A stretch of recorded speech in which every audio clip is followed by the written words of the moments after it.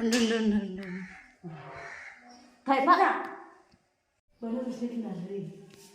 అవునా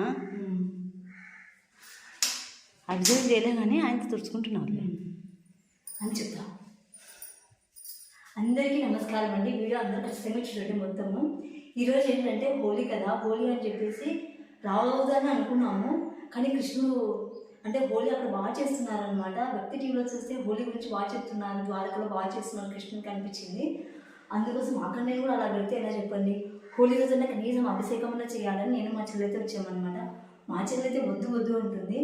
నేను ఇంకా లేదా ఇది ఒక్కరోజు చేసుకొచ్చుకుందాం బాగుంటుంది కన్నయ్యకి అని చెప్పేసి అన్నాను. సరే అంటే ఇద్దరం వచ్చామన్నమాట.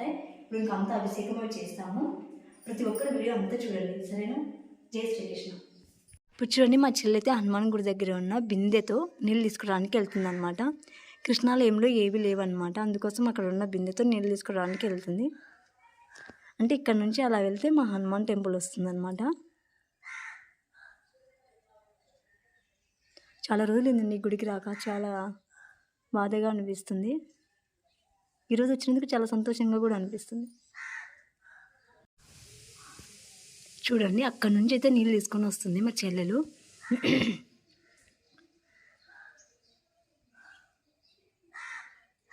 చాలా బిందెలు మోయాల్సి వస్తుంది అనుకున్నాము. అంటే ఇక్కడ వెంకటేశ్వర స్వాములు ఉన్నారు కాబట్టి వాళ్ళంతా కసలు కొట్టి బండలు తెచ్చుకున్నారు కాబట్టి మేము స్వామికి అభిషేకం ఒకటికి ఆ బిందె సరిపోతుంది అనమాట. అంటే నీళ్ళు ఎప్పుడైనా మేము అక్కడి నుంచి తీసుకోవాలన్నమాట. చూడండి, మా హనుమ ఇక్కడ కూడా ఉన్నారు.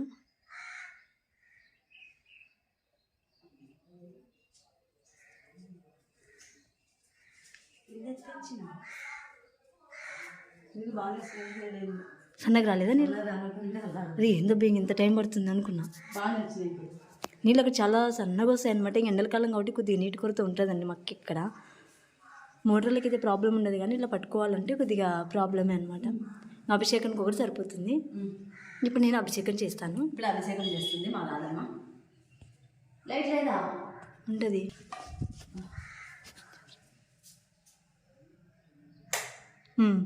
పడింది. చూడండి, నేను ముక్కోటి ఏకాదశి రోజు చేసిన అభిషేకమే అనమాట. పాపం ఎవరు చేయలేదు ఇంకా అభిషేకము స్వామికి. చూడండి, అభిషేకం చేసినాక చూడండి కృష్ణుడికి ఎంత బాగా ఉంటారో. ఇది ఇక్కడికి వచ్చినాం కాబట్టి మాకు ద్వారకా, మధుర, కృష్ణ, బృందావనం అనమాట. ఎందుకంటే ఈరోజు హోలీ అక్కడ భలే రాధా బర్సాన్లో సూపర్ చేసుకుంటున్నారండి. అది చూసి మా కృష్ణుని కూడా చేయాలని అయితే మేము వచ్చాము.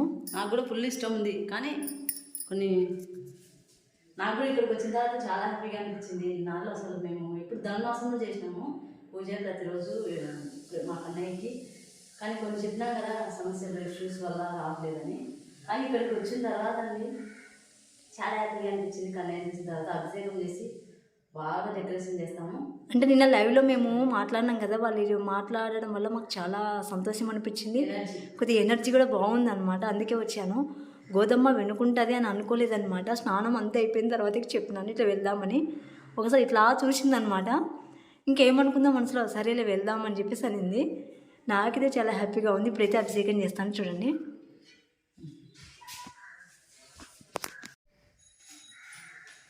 రాదమ్మా, ఇవంతా నేను చాలా బాగా క్లీన్ చేసేదాన్ని కదా. మా చెల్లెలు గోధుమ చేసేదనమాట.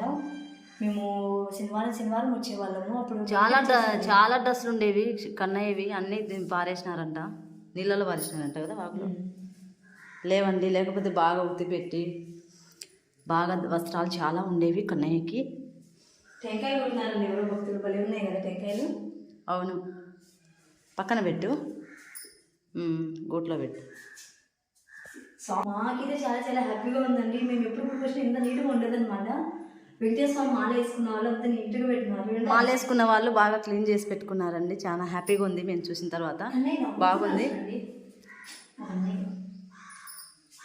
మేము వచ్చినందుకు ఎంత నవ్వుతున్నారు కుదమ్మా కదా. అవును రాదమ్మా. సరే మరి అభిషేకం స్టార్ట్. అందరికీ నమస్కారం అండి. ఇప్పుడైతే మేము కృష్ణాలయంలో ఉన్నాము. ఎందుకంటే ఆ రోజు హోలీ రోజు మేము స్వామికి అయితే అభిషేకం చేయాలనుకున్నాము. కానీ వస్తామో అనుకోలేదన్నమాట. ఇప్పుడు యూట్యూబ్ పెట్టినప్పటి నుంచి కానీ అంతకన్నా ముందు జరిగిన గొడవల వల్ల కానీ డిప్రెషన్ అయిపోయి ఏమైందంటే ఉదయం తొందరగా లేయలేకపోతున్నాం అనమాట. 4:30, 5 కల్లా లేచేవాళ్ళము. 6 అయితుందనమాట. ఇంక వస్తామా అనుకోలేదు. కానీ కృష్ణుడు మాతో అభిషేకం చేయించుకోవాలనుకున్నాడనుకోండి, ఇంకా అయిపోయాయి. ఇంక పొద్దున్నే లేస్తాము. అసలింక తిండి మీద అస్సలు ధ్యాస ఉండదనమాట. మామూలుగా అయితే ఇప్పుడు నాకు ఎట్లా అంటే ఉదయం లేస్తాను 8 కల్లా ఆకలైపోతుంది. 8 కల్లా తినేయాలి. 8, 9 కల్లా తినేయాలనమాట. ఇంక అంటే లేసి స్నానం చేసి ఏదో ఇంట్లో పూజ చేసుకునేసరికి నాకు ఆకలైపోతుంది. అలాంటిది చూడండి ఇంట్లో పూజ చేసుకొని ఇక్కడికెళ్ళాము. ఇంతవరకు కూడా తినలేదు. టైం మంచిగా చాలా అయిందనమాట. అంటే అది దేవుని అనుగ్రహం అనమాట. ఆయన చేయించుకోవాలనుకున్నప్పుడు మమ్మల్ని ఇంక అయిపోయా ఫ్రీగా పెట్టేస్తాడనమాట. ఆకలి మీద, దప్పిక మీద ఏ దాని మీద ఇంట్రెస్ట్ ఉండదు. స్వామికి అభిషేకం చేయాలి అనే ఉద్దేశం మాత్రమే ఉంటుందన్నమాట. నిజంగా అండి. ఇంత టైం అయింది. టైం అప్పటికి చాలా అయింది. ఆకలైతది. కానీ ఆకలనేదే లేదు. ఫేస్ కూడా చూడండి. ఆకలయ్యే ఫేస్‌లా అనిపించట్లేదు మా ఫేస్‌లో. అసలు ఆశ్చర్యంగా ఉంది మేము అక్కడికెళ్ళి చేయడం అనేది. ఎందుకంటే చాలా గొడవలు జరిగినాయి 2024లో అప్పుడు. ఇంక మేము అసలు గుడికి వెళ్ళడమే స్టాప్ చేసినామనమాట. కానీ ధనుర్మాసం ఇంక వెళ్ళాలి. ఇంకా అమ్మాయిలం కదా! పెళ్లయిపోతే చేసుకోలేమనే ఉద్దేశంతో నేను మా చెల్లెల్ని ఒప్పించి ధనుర్మాసం అయితే వెళ్ళామనమాట. కానీ ఉదయం వెళ్ళేవాళ్ళం కాదండి. సాయంత్రం మాత్రం వెళ్ళి స్వామికి పూజ చేసేవాళ్ళము బండలు తుడుచుకొని. అంటే అక్కడికెళ్తే ఏమైతుందంటే చాలామంది ఉన్నారండి మా మీద గొడవ పెట్టుకోవడానికి. మేము చేస్తున్నామని ఓర్వలేని వాళ్ళు కూడా చాలామందున్నారు. అంటే వీళ్ళు దేవునికి చేస్తున్నారు. చేస్తే దేవుడు వీళ్ళకేమైనా ఎక్కువిస్తాడేమో! వీళ్ళని మంచిగా చూస్తాడేమో అనేవాళ్ళున్నారు. ముఖ్యంగా దాయాదులండి. మేము దాయాదుల వల్ల ఏ విధంగా ఇబ్బంది పడినామో దాయాదులు కాదు రక్త సంబంధికులనమాట. రక్త సంబంధికులంటే ఇంకా దగ్గర వాళ్ళే. వాళ్ళ వల్ల మేము చాలా చాలా ఇబ్బంది పడ్డాము. అవి కూడా చెప్తాం. ప్రతిదీ చెప్తామండి. వాళ్ళు బాధ పెట్టేది కాక వేరే వాళ్ళతో కూడా మాతో గొడవ పడేలా చేసి మమ్మల్ని మానసికంగా చాలా చాలా కృంగదీశారనమాట.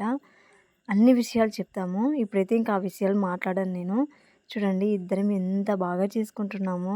నిజంగా అండి రాధా బర్షానాలు చాలా చాలా వైభవంగా చేసుకుంటున్నారు.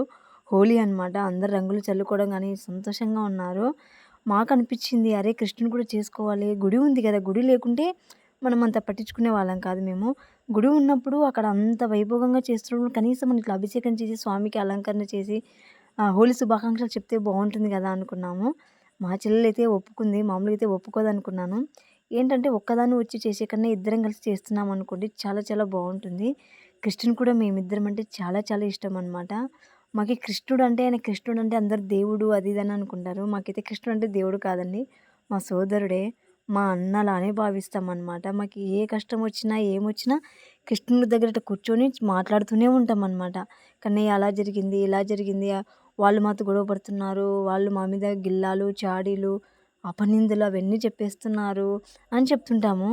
ఇంక బాధొచ్చినా అన్నీ చెప్తుంటామనమాట. కృష్ణుడు మాత్రం ఎప్పుడు స్మైల్ చేస్తూనే ఉంటాడు. ఆ స్మైల్ చూస్తున్నామనుకోండి, మమ్మల్ని తిట్టిన వాళ్ళని మర్చిపోతాము. మా మీద చాడీలు చెప్పిన వాళ్ళని మర్చిపోతాము. మా బాధలన్నీ మర్చిపోతాము. నిజంగా అండి కృష్ణుడంటే ఆనందాన్నిస్తాడు. కృష్ణుడంటే సంతోషం. కృష్ణుడంటే వైభోగం. కృష్ణుడంటే ఇంక నేను చెప్పలేనండి. అంత నిజంగా ప్రతి ఒక్కరూ పిల్లలకి కృష్ణుని యొక్క చరిత్ర చెప్పండి. కృష్ణుడు ద్వాపరయుగంలో ఎలా పుట్టినారు, ఆయన చేసిన లీలలు అవన్నీ చెప్పండి. పిల్లలు ఎట్లా అంటే అండి ఉల్లాసంగా, సంతోషంగా ఉంటారు చిన్న పిల్లలకి. ఎందుకంటే మా ఊర్లో ఒక అబ్బాయి ఉన్నాడనమాట. వాళ్ళ అబ్బాయికి దేవుడంటే భక్తి ఉంది. పిల్లల్ని ఎప్పుడూ ఇక్కడ గుడికి అట్లా పిలుచుకొని వస్తుంటారనమాట. ఆ అబ్బాయికి బాగా అలవాటైపోయింది దేవుడంటే. సెల్లులో కానీ, టీవీలో కానీ కృష్ణుడివికి సంబంధించినటివి చూస్తుంటాడంట. మా ఇంటి దగ్గరకు కూడా వస్తాడు. నేను కృష్ణుడిని అది మామూలుగా కొంగ రూపంలో ఒక రాక్షసుడు వచ్చి కృష్ణుడిని చంపాలి అనుకుంటారు కదా!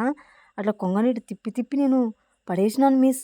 చచ్చిపోయింది. నేను కృష్ణుడిని ఏమనుకున్నావో అంటుంటాడు. అంటే అబ్బాయి ఎట్లా అంటే ఎంతసేపున కృష్ణుడు అవన్నీ గుర్తొస్తున్నాయి. అంటే ఇంక ఆ అబ్బాయి ఎంత అదృష్టవంతుడో నాకైతే అనిపిస్తుంటుందనమాట. అందుకే ఇంట్లో ముసలివాళ్ళు ఉండాలి, పెద్దవాళ్ళు ఉండాలి. వాళ్ళు ఎట్లా అంటే ఇట్లా కృష్ణుడి గురించి అన్ని కథలు చెప్తుండాలి. చరిత్ర చెప్తుండాలి. కృష్ణుడు ఏంటి? ఆయన ఎలా పుట్టినాడు?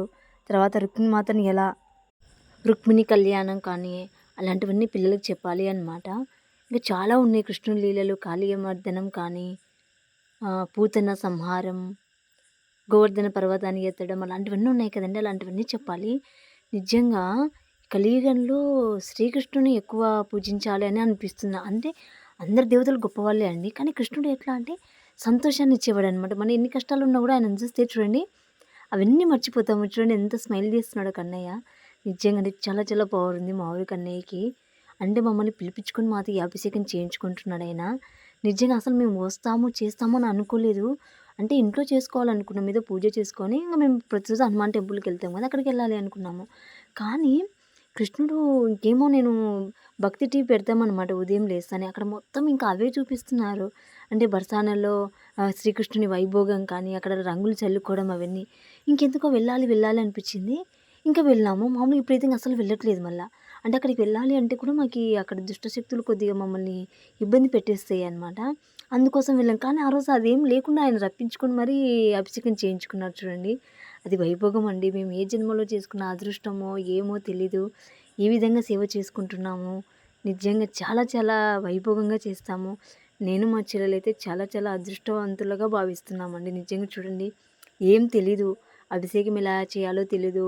అప్పుడు ఎలాంటి మంత్రాలు చదవాలో తెలీదు.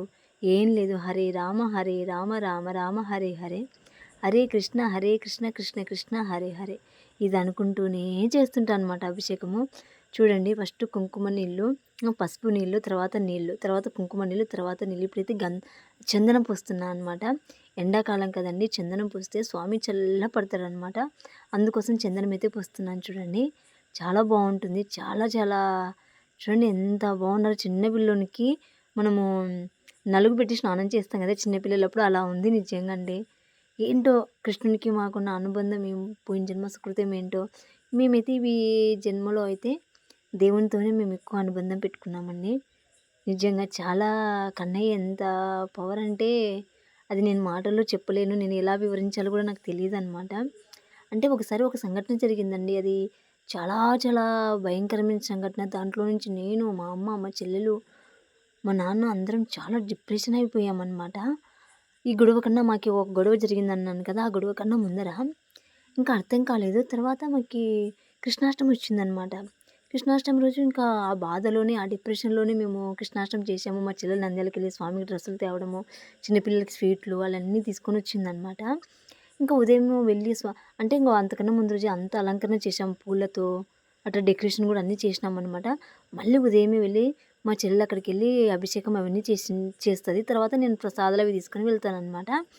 ఇంకా అంతా అయిపోయింది. పిల్లలకి అన్నీ ఆ బాధలోనే, ఆ డిప్రెషన్‌లోనే పిల్లలందరికీ స్వీట్లు పంచినాము. స్వామికి పూజలు అన్నీ అయిపోయినాయనమాట. ఇట్లా కూర్చొని నేను ఒక్కటే అన్నా కృష్ణునితో, "కన్నయ్య మేము నీకు పూజ చేసుకోవడానికొస్తున్నాము బావుంది.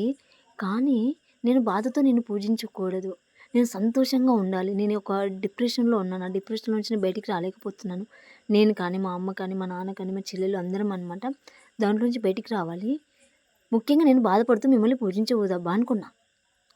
అనుకున్న క్షణంలోనే అండి అసలు మాకీ ఆ బాధలోంచి బయట పడేసిన నేనైతే ఇంక సాయంత్రం అయితే ఎంత సంతోషంగా పూజ చేసుకున్నానో కృష్ణునికి సంతోషంతో నిజంగా వై ఆ సంతోషాన్ని నేను వర్ణించలేనండి. అది నా మనసుకి నాకు మాత్రమే తెలుసు.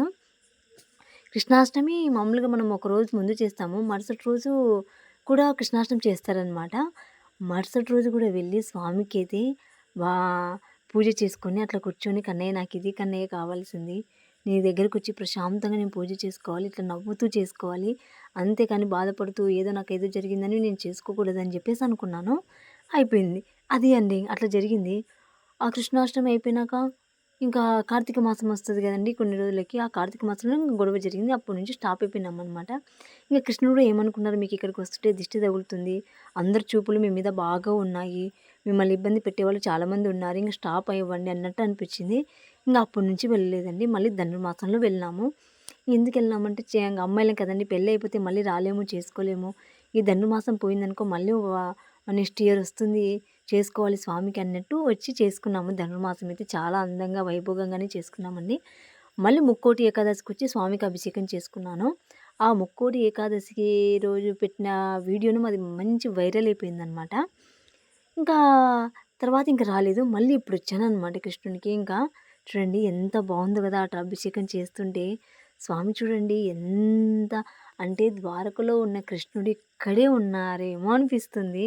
అంటే దేవుడు మమ్మల్ని గమనిస్తున్నాడు అనేది అర్థమవుతుంది మాకైతే. అంతలేంది ఇట్లా పిలిపించుకొని ఇట్లా అభిషేకం చేయించుకోరండి. మళ్ళీ ఇప్పటి వరకు ఇంకా వెళ్ళలేదు. వెళ్ళాలి వెళ్ళాలనుకుంటున్నాము. వెళ్ళాలంటే వెళ్ళలేకపోతున్నాము. చూడండి అది దేవుని పవర్ అనమాట. మమ్మల్ని గమనిస్తున్నారు దేవుళ్ళు. దేవుడు కానీ, దేవతలు అందరండి నిజంగా అంటే ఒక్క దేవుని కాదు రాముల వారికి కూడా ఇలానే అభిషేకం చేసేవాళ్ళము. ఇక రాలేకపోతున్నాము.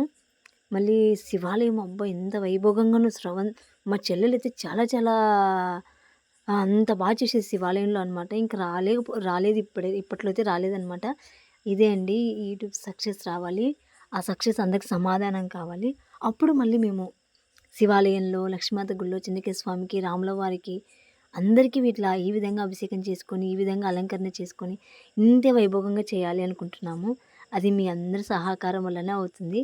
మీరందరూ మా ఛానల్‌ని సబ్స్క్రైబ్ చేసుకొని, లైక్ చేసి, కామెంట్ చేసి, మేము మీకున్నాం అని ఒక ధైర్యాన్ని ఇవ్వండి. అదే అండి మిమ్మల్ని కోరుకునేది. చూడండి ఎంత బాగున్నారు కృష్ణుడు. ప్రతి ఊర్లో కూడా దేవాలయాలు ఉంటాయండి. మన కొత్త దేవాలయాలు అస్సలు కట్టించొద్దండి. మన పాత దేవాలయాలనే మనము మంచిగా వైభోగంగా ఇలా పూజలు చేసుకొని, అభిషేకాలు చేసుకొని, గుడి ముందర ముగ్గులు వేయాలి. దేవాలయాలు ఎంత వైభోగంగా వెలిగిపోతే దేశానికి మంచిదనమాట. మేము అనుభవంతో చెప్తున్నాము. కాబట్టి ముఖ్యంగా మనకి ఎవరో రావాలి, ఎవరో చేయాలి కాదు. గ్రామస్తులందరూ కూర్చొని, మాట్లాడుకొని దేవునికి ఈ విధంగా సేవ చేసుకోవాలి. ఒక్కొక్క రోజు ఒక్కొక్కరు చేయండి. మగవాళ్ళు ఉంటారు చాలామంది. పనులు లేని వాళ్ళు ఉంటారు. పనులు లేనని పని ఉన్నా కూడా కోటి పనులు వదిలిపెట్టుకొనైనా సరే దైవ దర్శనం చేసుకోవాలంటున్నారు. అలాంటప్పుడు మనము ఇలాంటి సేవ చేసుకుంటే ఇంకా మంచిది కదండీ! అంటే అవకాశం ఉన్నోళ్ళు ఇట్లొచ్చి కసులు కొట్టడము, నీళ్లు చల్లడము, మన దేవాలయం నీటు పెట్టుకోవాలండి. అది పవిత్రంగా. మనం గుడికొస్తున్నామంటే శుభ్రంతో ఉండి గుడికి రావాలి అన్నమాట. మెయిన్ అది. దేవుడు మనల్ని మన ప్లేట్‌లో ఏముంది? నలభీమ పాకాలు ఉన్నాయా? అవేం చూడడనమాట. మన మనసు చూస్తారు వీళ్ళు ఏ విధంగా వస్తున్నారని. ఆయన మా మనసు చూశాడు కాబట్టి మమ్మల్ని పిలిపించుకొని మాతో ఈ విధంగా అభిషేకం చేర్చుకున్నారండి. ప్లీజ్ అందరూ సపోర్ట్ చేయండి. జై శ్రీకృష్ణ.